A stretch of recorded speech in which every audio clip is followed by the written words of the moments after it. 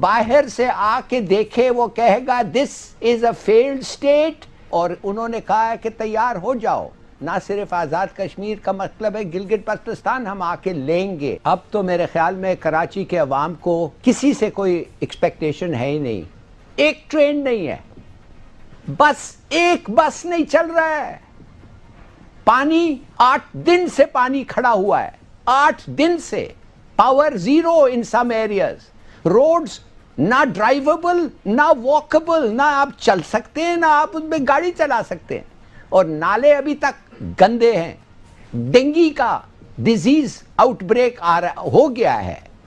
اور جب ہم جاتے ہیں کمپلین کرنے کے لیے، ہم لوگ جو بڑے ٹیکسز دے کے ڈیفنس میں رہتے ہیں، جب ہم جاتے ہیں کمپلین کرنے کے لیے ہمیں اریسٹ کیا جاتا ہے، ہمیں پولیس تھانے میں لیا کہتے ہیں تھانہ آؤ، ہم کہتے ہیں کہ ہم نے وینڈلائز کیا ہے، اور کنٹونمنٹ بورڈ کا چیف کا جو ہیڈ ہے آ کے بات نہیں کرتا ہے لوگوں کے ساتھ جو باہر کھڑے ہوئے ہیں، باتھ روم میں بند کرتا ہے اپنے آپ کو۔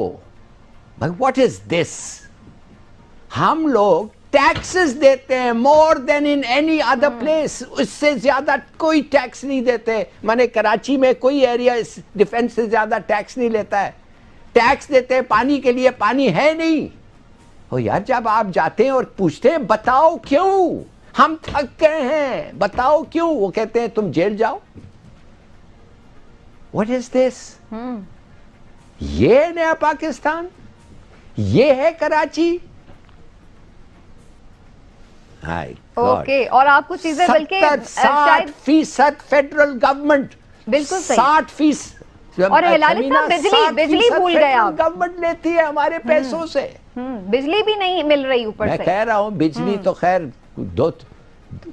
بھائی، میں کہہ رہا ہوں سنجرانی کو اگر کوئی باہر سے آ کے دیکھے وہ کہے گا دس از اے فیلڈ اسٹیٹ، اور یہ اسٹیٹ کو ہاتھ کھڑا کر کے کہنا چاہیے اب ہم اپنے لوگوں کو کے لیے کچھ نہیں کر سکتے ہیں، معاف کرو ہمیں۔ Is this the state؟ اچھا یہ آ رہا ہے 700 کا پیکج لے کے، مجھے یہ بتائیں عمران خان صاحب، آپ نے 126 بلین کا جو پیکج اناؤنس کیا تھا وہ کدھر ہے بھائی؟ کس کو دیا پیسے آپ نے؟ کون لیا پیسے؟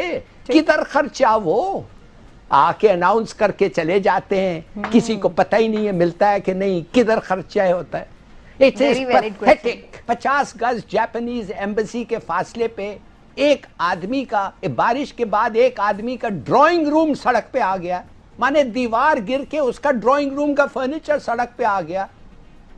آپ سمجھتے ہیں کہ میں آپ کو 3 دن گھٹنے تک پانی میں اگر آپ کھڑے ہو کے کھانا پکاتے، آپ کو پتا چلتا۔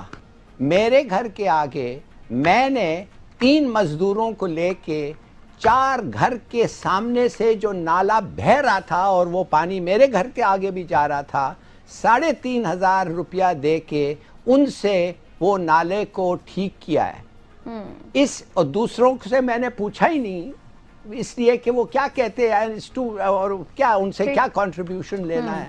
اور آپ صحیح کہانی بتا رہے ہیں لال صاحب، یہ ہمیں نظر آتی ہے کہ ہر دوسری شخص کی کہانی ہے کراچی میں 1 سپٹمبر کی نائٹ وہاں پر کوئی چھیڑ چھاڑ ہوئی ہے، اور انڈین ٹروپس نے بقول انڈین اخبارات یہ دعویٰ کیا کہ وہاں پر انہوں نے کسی ہائٹ پر جو ہے وہ قبضہ کر لیا، کیپچر کر لیا ہے۔ سوال یہ پیدا ہوتا ہے کہ دوبارہ سے ہلالی صاحب چھیڑ چھاڑ کی ضرورت انڈیا کو کیوں محسوس ہو رہی ہے؟ یہ مقصد کیا ہے ایسا، اور اس سے کیا حاصل کریں گے؟